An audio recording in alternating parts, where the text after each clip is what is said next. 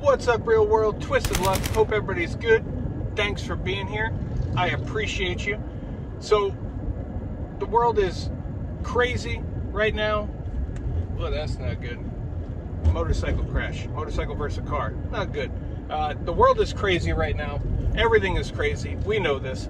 But every once in a while, I'm here in Florida, and everybody has heard of Florida Man. And there's always just crazy, twisted, not in a good way, things coming out of Florida. And every once in a while, I will highlight some of these things that stand out to me or just seem incredibly stupid or shocking or whatever it is. And I read a somewhat local news story yesterday.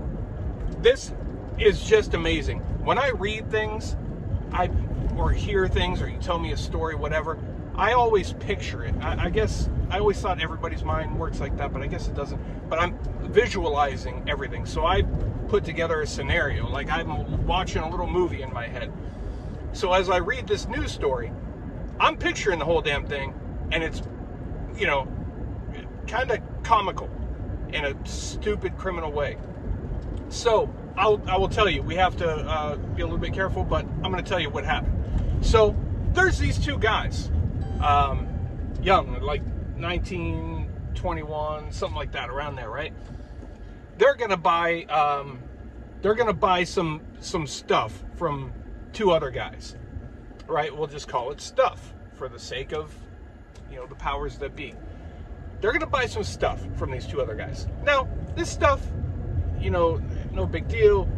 This stuff grows out of the ground, and you can buy pretty much anywhere now. So, you know, why these type of transactions are even still going on, I'm not exactly sure, but whatever.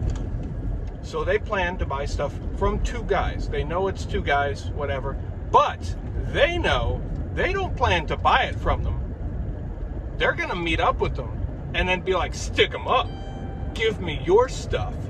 We're not going to give you money in exchange for your stuff. We're just going to take it. So they're like, so they put this plan together, and they're going to go to a park. They say they're going to go to a park and meet these two other guys who are bringing the stuff, right? So we'll call them Robbers 1 and Robber 2. Robber 1 and Robber 2, they bring some pew-pews with them because they mean business. They mean business. They're getting that stuff. So this is Marion County, Florida. So they arranged this meeting. They're going to go to a park, which is a fairly popular park, I guess. And they're going to meet up and do this transaction. Now, the two people who are bringing the stuff, you know, they expect to sell some stuff. As they do, they're business people, right? These are business people. They should never expect any wrongdoing or anything like that. They expect only the very best from their clientele. So the meetup happens, right? The bad guys go to the park, and the sellers, the businessmen, show up in their car. Now, the way the story is told, you know, this is all alleged, and the way I pictured it was the sellers arrive in a car, one in the driver's seat, one in the back seat right behind the driver. So when the buyers show up, they get out and they get into the seller's car. Now, the mastermind buyer gets into the front passenger seat, right? And the other one that I kind of got the impression is kind of just like, okay, boss. Where you want me to go, boss? What you want me to do, boss? All right, you want me to bring one of these two, boss? I kind of get the impression kind of like him. That's kind of like him, right? He gets in the back passenger seat, and they prepare to buy stuff. So I imagine it went something like, the driver, hello, friend. How much stuff would you like to purchase today? And, you know, they're like, well, how much stuff you got? We are in the market for a whole bunch of stuff. I imagine the amount of stuff was probably already prearranged, so that was just added. But then, the front passenger, right, the mastermind of this plot, he says, let me just get my money for you. Pew! And then he comes out with this. Ha-ha! Haha, now give me all your stuff, he says. Give me your stuff right now. And, thinking quickly, the driver was like, well, we expected a possible scenario just like this, so I came prepared. So now the front seat passenger and the driver, they're pointing pew-pews at each other, right? It's kind of like it's a standoff, right? They're like, what's going to happen now? Who's going to be the first? Now, I don't recommend, if anybody's ever pointing a pew-pew at you, for one, they always get the drop on you if you have to draw on a drawn pew-pew already, right? But if you're able to get one out and put it on target, you better start throwing rounds. But anyway, they're having this standoff. So the guy in the back seat, right, and the back seat passenger there, he decides he will be the tiebreaker. He's going to be the tiebreaker, right? Because he's got one too. So he goes to pull it out because in his mind, he's visioning he's going to be the hero. He's going to pull that out, and then the driver's going to be like, crap, now I got two on me. And he'll be like, okay, take it. I'm sorry. Take all my stuff. You guys win. So, backseat passenger, I picture him fumbling. Maybe it's stuck on his belt or his waistband or something.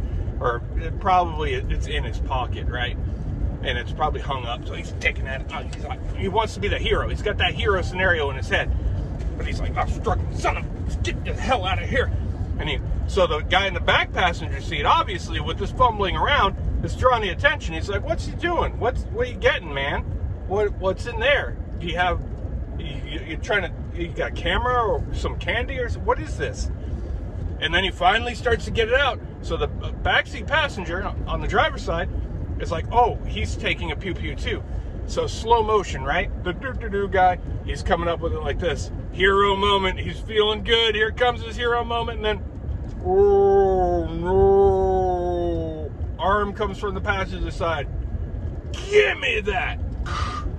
So the other guy in the back seat takes away the pew-pew from the guy who fumbled to get out of his pants.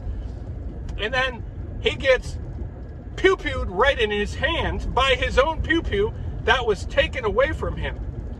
And then, I'm not sure the order of events here because I wasn't in that car. I don't know if I made that clear. I wasn't in that car. But then the two front seat people start throwing rounds at each other. Pew, pew, pew, pew, pew, pew. And I imagine that sucks. That's close range as hell. Everybody in that car, they're going to have ringing ears for days. Well, everybody that walked away anyway. Ringing ears for days. They're going to wish that never happened. So, the two front seat, pew, pew, pew, pew, pew, pew, pew. Now the one guy that's in the back seat who wanted to be the hero but failed miserably, absolutely miserably, got his pew-pew taken away, got his hand pierced. As soon as that happened, he's like, see you later. He jumped out of the car and he ran and he ran and ran and ran and he didn't stop running. Jenny, he just kept running and running and running.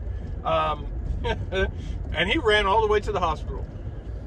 And he said, obviously, it was obvious what happened. So they called the police and he told them what happened. He said, somebody pew-pewed me and there might be somebody that's no longer alive there at the park. Someone might have stopped, being alive. So they go there and they find, yeah, that's true. There is somebody there. It's his friend, right? The mastermind of the robbery plot there. So the story didn't say much about the two people who were robbed, right? But at least they were robbed by some stupid people. Because, come on. Just that whole scenario just sounds so stupid to me. I hope I painted it a little bit better so you can vision the scenario. I thought about doing a skit for it. And maybe we still will because it's just so funny to me and I picture it. But I hope you were able to envision this and you can see how insanely stupid that was, right? But they didn't say much about the other two people or what came of them or how that no longer breathing person got outside of the car. I don't know if he maybe jumped out and ran too and then went down. That's the most likely scenario. And then the other two businessmen, they just got out of there, I guess. I don't know if they called police or what. So the one that went to the hospital, the tag along, the dumb friend, right? And everybody has had that dumb friend who, bring him along because he'll do whatever you tell him. He's just, if you're not sure about something, you send him first and see if the coast is clear, right? And he just, everybody's had that friend. I had that friend. Everybody had at some point that friend growing up, right? And I think that's that one. He got charged with everything. So he's charged with murder of his friend and the robbery and whatever else. And he's charged with that murder. If you don't understand how the law works, let's say you and a friend, you make this plan with another person to go do a robbery or something like that.